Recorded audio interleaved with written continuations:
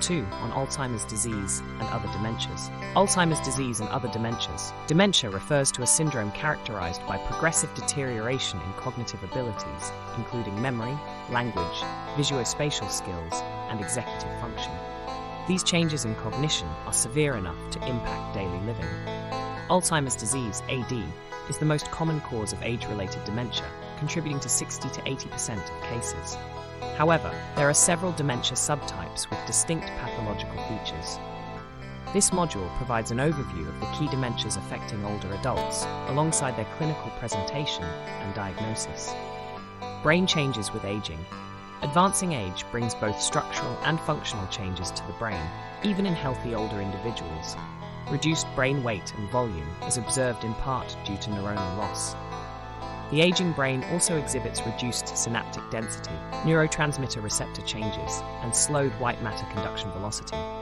Atrophy, particularly affecting the frontal lobe and hippocampus, is common. Functional brain changes include some slowing in processing speed, working memory, and executive abilities. Mild attentional and memory retrieval deficits may occur.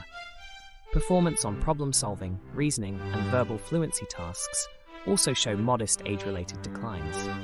However, experiential knowledge remains preserved into late life. Maintaining cognitive engagement through activities or education may mitigate impacts of cognitive aging.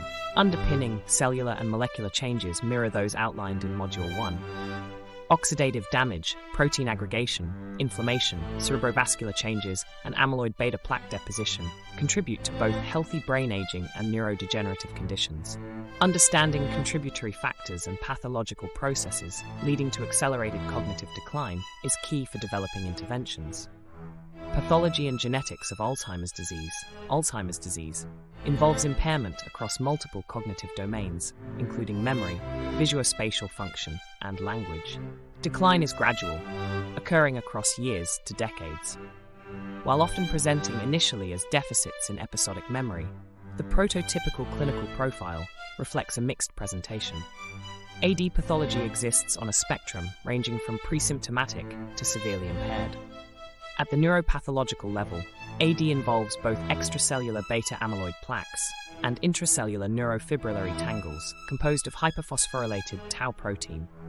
These pathological changes are most severe in the medial temporal lobe and cortical association areas involved in memory, executive function, and visuospatial integration. Synapse loss in these regions contributes significantly to observed symptoms. While age is the strongest risk factor for AD, family history confers significantly greater lifetime risk. Rare autosomal dominant mutations in APP, PCN1, and PCN2 drive early onset familial AD. Genetics contribute to pathogenic amyloid and tau cascades, which accumulate years prior to symptom onset. Understanding preclinical pathology provides a window for potential intervention. Vascular dementia. Vascular dementia, VAD, encompasses cognitive impairment driven by cerebrovascular disease and ischemic lesions. As vascular risk factors are highly prevalent in older adults, mixed disease with AD pathology is common. However, in pure VAD, cognitive symptoms tend to correlate with location and severity of infarctions. Stepwise decline may occur after strokes. Common symptom presentations relate to disruption of frontal subcortical circuitry involved in executive abilities, information processing speed, and mood regulation. Memory can also be affected, often showing better encoding but rapid forgetting. VAD increases risk of delirium with acute illness due to impaired cerebrovascular reserve. Prevention targets known stroke risk factors including hypertension, diabetes, hypercholesterolemia, smoking, and heart conditions like atrial fibrillation. MRI aids diagnosis by detecting silent infarcts and white matter hyperintensities. Medications are secondary to lifestyle factors and management. Lewy body diseases. The Lewy body dementias encompass dementia with Lewy bodies, DLB, where cognitive impairment precedes or coincides with movement symptoms, and Parkinson's disease dementia, PDD, where cognitive changes follow motor dysfunction. Underpinning pathology includes alpha-synuclein protein aggregates forming Lewy bodies affecting cortical and subcortical regions. Early visuospatial, attentional, and executive deficits are common in DLB, given pathological involvement of posterior cortices. fluctuating cognition, vivid visual hallucinations, and REM sleep behavior disorder manifest early.